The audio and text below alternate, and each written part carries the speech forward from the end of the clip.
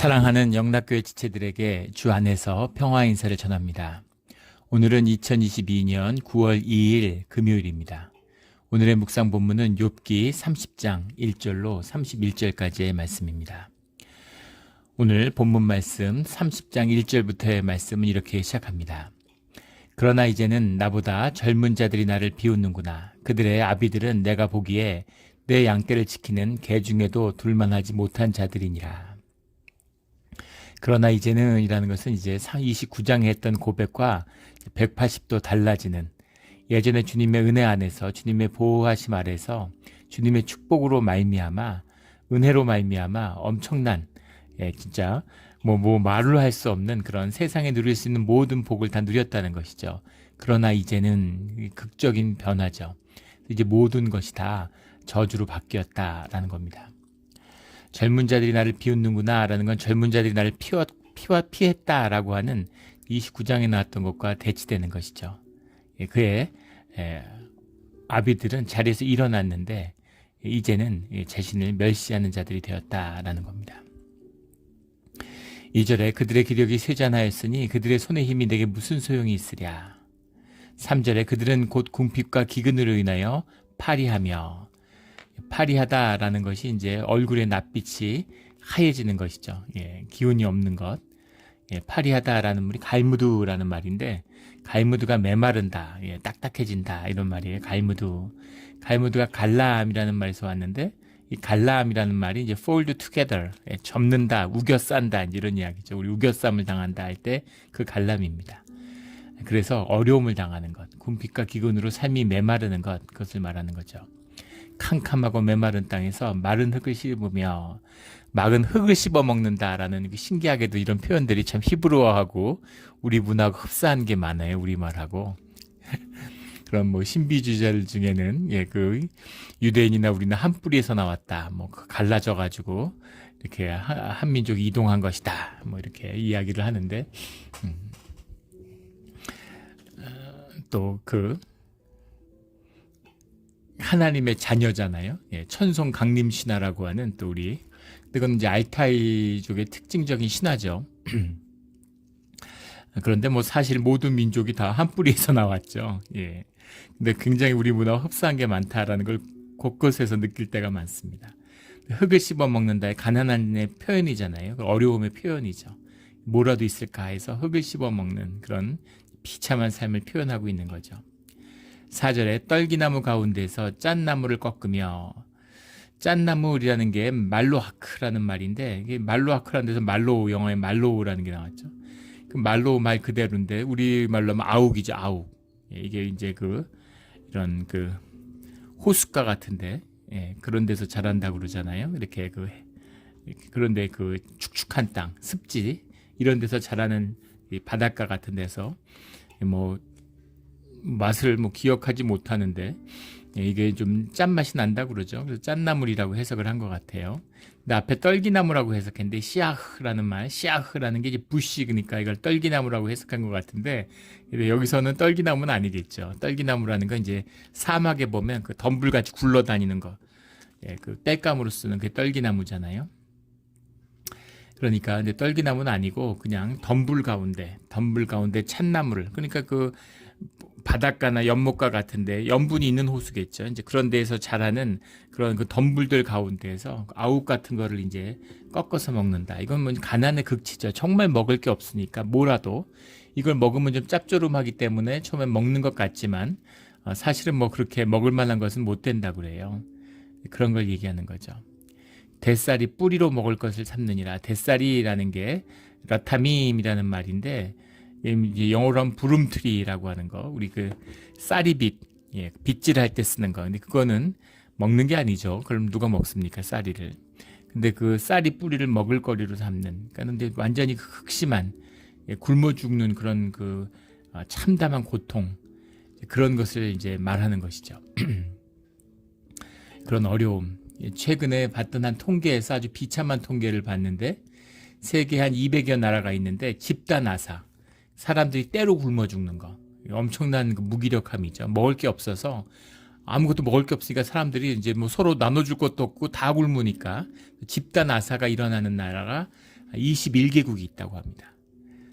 21개국이 있는데 그 중에 내전이 없는데, 내전이 일어나지 않은 내전 상태나 공권력이 무너진 상태가 아닌데 집단 아사가 일어나는 나라는 북한이 유일하다는 거예요. 예, 참 가슴 아픈 이야기죠. 예. 우리 늘 북한 동포에서 기도하고 정말 이 악의 뿌리 이걸 언제나 주님 뽑아주시겠습니까? 이거를 정말 뿌리 뽑아버리는 그런 역사가 일어나기를 주 안에서 축원합니다. 예. 혹독한 가난, 혹독한 아픔이죠. 지금 욥이 주님 앞에서 그런 아픔을 호소하고 있는 것입니다. 3장에서도 이런 고통을 호소한 바 있죠. 그때는 약간 원망 섞인 자신의 한탄 같은 것이었다면 이제 30장에는 많은 이런 신학적인 대화 속에서 굉장히 나름 정제된 또 신학적인 관점 하에서 나오는 자신의 고통에 대한 체계적인 주님 앞에 호소, 물론 그 비통함이 담겨 있지만 이제 그런 그 관점과 구성을 갖추고 있어요. 그러니까 처음에 너무 힘들어서 엉엉 울었는데 이제 내 아픔이라는 것이 주님 안에서 어떤 의미가 있는지에 대한 자신의 고백 같은 이제 성격을 띠고 있는 것이죠. 7절에 보면 떨기나무 가운데 부르짖으며 가시나무 아래 모여 있느니라. 비참한 삶, 아픈 삶을 얘기하는 거죠. 8절에 그들은 본래 미련한 자의 자식이요 이름 없는 자들의 자식으로서 고토에서 쫓겨난 자들이니라. 자신을 학대하고 자기에게 침을 뱉는 자들, 자기가 그렇게 잘해주고 가난한 자들을 도와줬는데 그들이 자기를 학대하고 자기를 조롱하고 있다는 겁니다. 그러니까 더 비통한 것이죠. 원래 뭐 잘 살고 세상에서 힘있고 권세 있는 자들이 그러면 저들은 그런 자려니 할 텐데 그들이 어렵고 멸시당하는 자들인데 자신이 은혜를 베풀고 자기에게 도움을 줬는데 그 사람들이 자기들을 조롱하고 침을 뱉으니까 그 비참함이 더한 것이죠.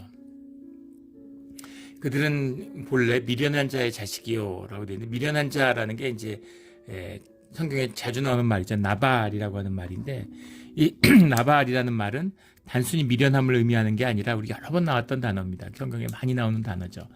종교적인 어떤 주님의 뜻을 어기는 그런 의미, 배교의 의미가 들어있어요.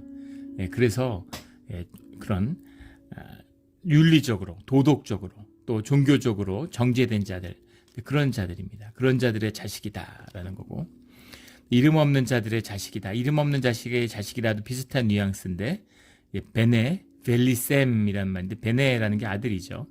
벨리라는 거, 벨리알 할 때 나왔던 벨리, 많이 나오는 단어죠. 아무것도 없는, 아무것도 아닌, nothing 이런 말입니다. 아무것도 아닌. 셈은 이제 그 이름이라는 뜻이죠. 그래서 이름이 없는 자의 자식, 그대로입니다. 이름 없는 자들의 자식. 이름이라고 하는 것은 명예를 상징하고 특히 이제 유대인들의 이름에 대한 그 소중함이라는 건 뭐 이루 말할 수가 없죠. 이런 것도 한국 사람들하고 굉장히 유사해요. 한국 사람도 이름을 굉장히 중시하잖아요. 그래서 사람 이름을 부르지 않아요. 함부로. 이름을 입에 담지 않습니다. 유대인들도 테트라그라마톤이라고 그러죠. 위대한 네 글자. 예. 야브에 바브해 그래가지고 요브에 바브해, 주님의 야훼라는 이름을 차마 입에 담을 수가 없는 겁니다. 그래서 그 자음만 따서 위대한 네 글자다. 위대한 네 글자가 말씀하시길 이렇게 하나님의 이름을 입에 담지도 않는 거. 이름을 그렇게 중시하는 민족입니다. 이름을 소중하게 여기죠. 예. 누구누구의 아들 이렇게 얘기하죠. 아버지의 이름을 감당할 수 있는 자다. 이런 의미입니다. 그 유업을 승계하는 자. 예. 그런 어른으로서 우뚝 선 자. 그런 자를 아버지의 이름으로 부르는 것이죠. 이름을 소중히, 한국 사람들도 이름을 얼마나 소중히 여깁니까? 예, 이름을 소중히 여기고 성씨를 소중히 여기죠. 예. 광상김씨 14대 손, 서해 유성령의 몇 대 손, 막 이런 거 얘기하잖아요. 너무 흡사한 거예요. 예. 이름을 중시 여기 때문에 이름을 부르는 건 큰 결례죠. 그래서 한국에서는 전부 다 호칭을 붙여서, 교회에서도 김집사님, 이권사님 이렇게 부르지, 이름을 부르지 않죠. 미국 사람들 보세요. 유럽 사람들 이름을 그냥 막 부르잖아요. 우리는 이름을 부르는 걸 굉장히 꺼려요. 이름을 소중하게 여기는 문화가 있는 거죠. 근데 이름이 없는 자들이라고 하는 건 명예도, 소속도, 가정도, 어디도 이제 그 적을 둘 데가 없는 자들, 그런 자들이죠. 그런 이름 없는 자들의 자식으로서 고토에서 쫓겨난 자들이니라. 고토라는 건 이제 하아레츠라고 쓰는데, 하아레츠라고 하는 말이 이제 말 그대로 하면, 문자적으로 하면 하가 그니까 그 땅이죠. 그 땅이란 말인데, 그걸 고토라고 해석했으니까 고향이라고 했으면 더 좋겠죠. 예, 자기에게 분깃으로 받은 땅, 자기에게 주어진 땅, 이런 의미입니다. 예, 자기 몫의 땅이 있는 거죠. 근데 그 땅에서, 그 땅이라고 하는 건 시족이 모여 사는 가족의 공동체잖아요. 공동체가 있고 땅이 있는, 근데 거기서 쫓겨난 자들이다. 왜 쫓겨났냐면 그런 윤리적이나 도덕적으로 지탄을 받아서, 또 종교적으로 지탄을 받아서 쫓겨난 자들. 그러니까는 정교 일치 사회였던 유대계 사회에서는, 이스라엘 사회에서는 최악의 사람들인 거죠. 근데 그런 사람들을 감싸고 잘해줬는데, 그런 자들이 나를 비웃고 조롱한다, 이런 얘기입니다. 9절에 이제는 이라는, 그들이 나를 노래로 조롱하며 내가 그들의 놀림거리가 되었으며, 10절에 그들이 나를 미워하여 멀리하고 서슴지 않고 내 얼굴에 침을 뱉는도다. 네, 이 미워한다라는 말이 중요한 말인데, 예. 티아브니라는 말이죠. 티아브니라는 말이 이제 토바라는 말에서 왔습니다. 토바라는 말은 혐오인데, 종교적인 혐오예요. 예. 자기들이 종교적으로 지탄받은, 탄핵된 사람들인데 그들이 나를 혐오한다는 거죠. 재미있죠? 어떻게 이럴 수가 있을까? 근데 이게 세상에 흐르는 섭리입니다.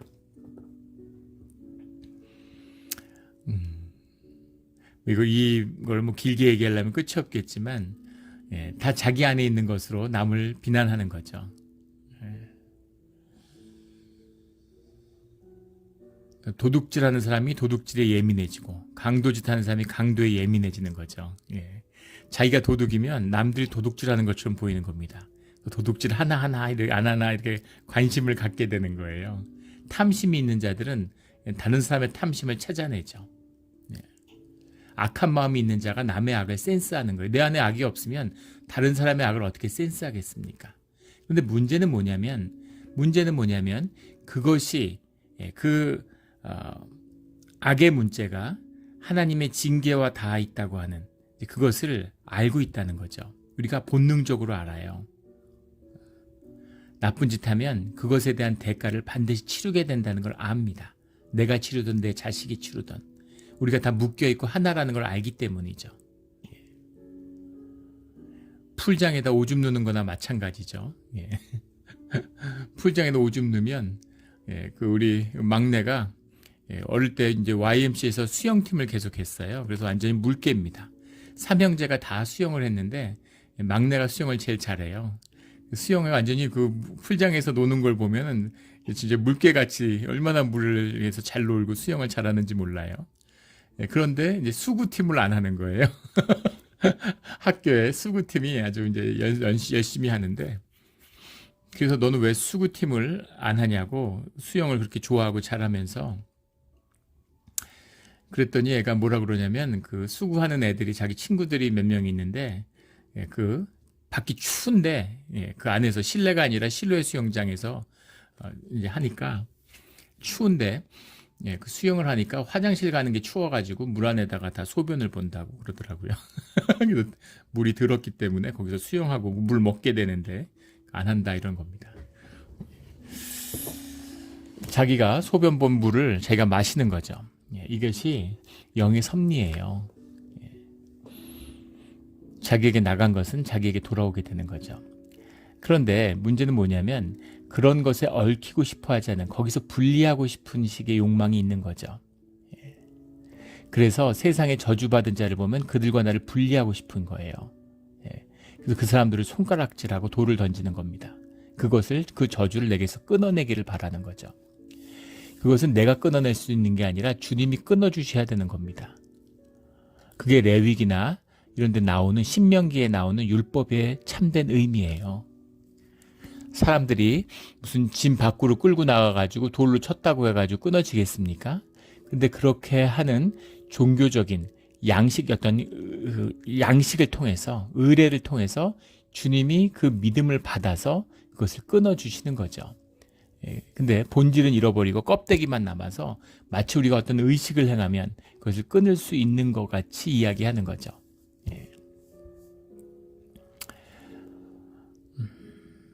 그런 그래서 사람들이 이제 가난한 사람들 싫어하고, 자기도 가난해지고 싶지 않은 것이죠. 묶인다는 걸, 얽히는 것을 아는 겁니다. 그래서 비난받은 자들, 자기도 비난받을 일이 있고 자기도 죄인이고 악하다는 걸 아는 것이죠. 그래서 그것을 정죄하고 비난하고 손가락질하는 거예요. 그들이 나를 미워하고 서슴지 않고 얼굴에 침을 뱉는다. 욥이 당한 엄청난 그 저주와 그 고통을, 그것은 내 것이 아니다, 나에게서 분리하고 싶은 그런 마음이 있는 거죠. 그들은 욥의 도움을 받았어요. 욥에게 은혜를 갚아야 되는 자들입니다. 그러니까 욥하고 깊이 얽혀 있는 자들이죠. 그 얽힘을 끊고 싶은 거죠. 그런 겁니다. 11절에 이는 하나님이 내 활시위를 늘어지게 하시고 나를 곤고하게 하심으로 무리가 내 앞에서 굴레를 벗었음이니라. 이것은 무슨 의미냐면은, 그럼에도 불구하고 그들이 나를 함부로 침을 뱉고 조롱할 수 있는 이유는 주님의 임재가 사라졌기 때문이다. 주님의 보호하심이 사라졌기 때문이다 라는 거죠. 이것이 비밀입니다. 주님이 함께 하시는 자는 존귀함이 있어요. 권위가 있습니다. 영적 권위가 있어요. 그 사람이 가지는 아우라가 있습니다. 그런데 경건이 무너지고 아우라가 사라지면, 그러면 이제 조롱거리가 되는 것이죠. 왜냐하면 주님의 임재가 함께하고 있지 않기 때문입니다. 이 영의 비밀이에요. 영적 권위의 비밀입니다. 이 비밀을 붙들고 주님 안에서 생명의 권위를 지키는 우리 모두가 되기를 주의 이름으로 축원합니다. 요즘 보면 아시잖아요. 재작년에 교회에서, 텍사스의 한 교회에서 총격 사건이 났습니다. 미국에서 총격 사건, 학교에 들어가가지고 총을 난사하는 일들이 비일비재하죠. 그런데도 총기 규제를 못하는 나라가 미국입니다. 그런데 신기한 거는 이 3억 명이 사는데 총이 4억 정 이상, 최소한 4억 정 이상 풀려 있을 거라고 얘기하죠. 수많은 총기 사고로 수만 명이 총에 맞아 죽어요. 경찰도 1,000몇백 명이 총에 맞아 죽습니다. 그런데 신기하게도 교회에서 총기 사고가 나지 않는다는 거예요. 저도 그런 생각을 가끔 해봅니다. 만약에 미친 사람이 총을 들고 예배 때 들어오면 어떻게 될까? 정말 생각만 해도 끔찍하잖아요. 근데 그런 일들이 미국에서 일어나지 않았다는 거예요. 왜 그런 일이 일어나지 않을까요? 주님의 보호하심이, 교회에 대한 주님의 보호하심의 은혜가 함께하기 때문입니다. 그런데 임재가 사라지고 교회가 썩어지니까 교회가 권위가 떨어지고 세상이 조롱하고 웃음거리가 되고, 이렇게 되다 보니까 교회에 이제 총기 사건이 나는 겁니다. 이것이 경기가 쇠락해가는 모습인 것이죠. 주님의 권능과 권위가 회복되는, 그러면 교회가 존경을 받게 돼 있어요. 교회를 핍박하고 미워하는 자들도 교회에 대한 경외감과 존경심을 갖게 되는 겁니다. 우리 초대교회 로마 시대 같은 걸 보면 알 수 있죠. 그런 교회의 권위가 회복되는 이 시대가 되기를, 그런 것을 보는 우리 영락 공동체가 되기를 주의 이름으로 축원합니다. 14절에 그들은 성을 파괴하고 그 파괴한 가운데로 몰려드는 것 같이 내게로 달려드니, 15절에 순식간에 공포가 나를 에워싸고 그들이 내 품위를 바람같이 날려버리니, 나의 구원은 구름같이 지나가 버렸구나. 여기서 볼 수 있는 것은 성이 무너지는, 그래서 사방으로 공격당하는 거죠. 그래서 자기가 왕의 자리에서 무너지는 그런 고충을, 포로가 되는, 왕이었는데 왕과 같은 제사장과 같은 왕적인 권위를 가진 자였는데 주님과 함께하고 있으니까 그 성이 무너지니까 이제 포로가 되는 거죠. 공포가 나를 에워싸고 그 두려움이 사로잡히는, 두려울 것이 없죠. 환경과 조건의 이야기가 아니라 주님이 함께 하시느냐 함께 하시지 않느냐 하는 그 차이인 것입니다. 그러니까 주님이 함께 하시니까 두려움이 없었는데 성이 무너지고 공포에 사로잡히고 이제는 포로가 되었다, 이런 얘기죠. 16절에 이제는 내 생명이 내 속에서 녹으니, 생명이라는 게 나프시라는 말, 많이 나오는 말이죠. 소울, 영혼이 내 안에서 녹는다라고 썼는데, 티스타페크 이런 말인데, 이게 쏟아진다는 얘기입니다. 내 영이 내 몸에서 쏟아져 버렸다, 이런 표현을 쓰고 있어요. 18절에는 그가 큰 능력으로 나의 옷을 떨쳐버리시며 나의 옷깃처럼 나를 휘어잡으시는구나. 옷을 붙들린 거죠. 옷을 붙들리면 사람이 끌려가잖아요. 씨름꾼들이 삿바로 사람을 당기는 것처럼 옷을 끌려가는. 근데 이것은 이제 여러 가지 중의적인 것으로 해석하기도 합니다. 피부가 고름이 나고 피부병으로 늘러붙어서 그게 내 옷같이 되어버린, 지금 옷을 벗고서 피부 때문에 그 사기 그릇으로 몸을 긁고 있다가 친구들이 찾아왔잖아요. 그런 비참함, 나의 옷깃처럼 나를 휘어잡으신다. 그러니까 주님이 나에 대한 징계가 멈추지 않는데 이것은 육신을 사로잡고 있는 고통에 대한 호소일 것이다. 현상적으로는 그렇겠죠. 하지만 본질적으로는 주님이 그냥 누르시는 거죠. 19절에 나를 진흙 가운데 던지셨고 나를 티끌과 제같게 하셨구나. 진흙, 티끌 이런 것은 다 보잘것없는 순간의 삶 이런 걸 의미하는 거죠. 아무것도 아닌 것으로 만들어 버리셨구나 이겁니다. 20절에 내가 주께 부르짖으나 주께서 대답하지 아니하시오니 내가 섰사오나 주께서 나를 돌아보지 아니하시나이다. 30장의 핵심적인 말씀의 뜻이 20절에 담겨 있는 것이죠. 부르짖었는데 주님이 침묵하신다는 겁니다.